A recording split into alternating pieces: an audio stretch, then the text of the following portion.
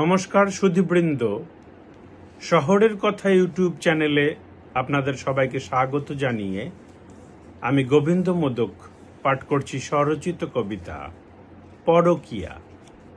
কবিতাটি আমার চতুর্দশ কাব্যগ্রন্থ অপার্থিব জ্যোৎস্নায় অচেনা ছায়াপথের অন্তর্গত।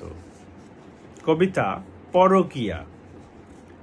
আমার একলা একটা নদী, একলা নদীর ঘাট, আমার আকাশ রঙা পালক, জীবন খাতার পাঠ, আমার শখের কৃষ্ণচূড়া পথের অন্তরালে, আমার মন কেমনের দিন ভাবনা রঙিন জালে, আমার উষুম কুসুম সুখ কচুরিপানার ঝাঁক, আমার মেঘ ডাকা গুড়গুড় পাহাড়ি পথের বাঁক, আমার ক্ষিপ্ত যন্ত্রণা আর বুকের পাঁজরগুলো, আমার স্মৃতির মোলাকাতে শুধুই ওড়ে ধুলো, আমার বনপলাশের বনে ঘুম জড়ানো কাব্য, আমার হৃদয় অলসতাই আর কত বা ভাবব, আমার চতুরালি হাওয়াই শখের দোকানদারি, আমার বৃষ্টি ভেজা পথে অচিন দেশে পাড়ি, আমার দুঃখ রাতের শেষে একলা একা তুমি,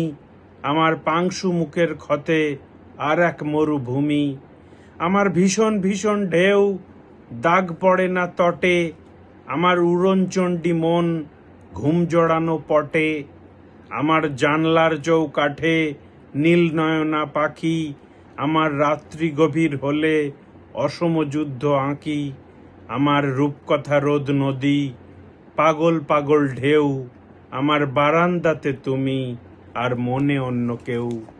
নমস্কার, পড়লাম স্বরচিত কবিতা পরকীয়া। সবাই ভালো থাকুন, সৃজনে থাকুন, শহরের কথার সঙ্গে থাকুন।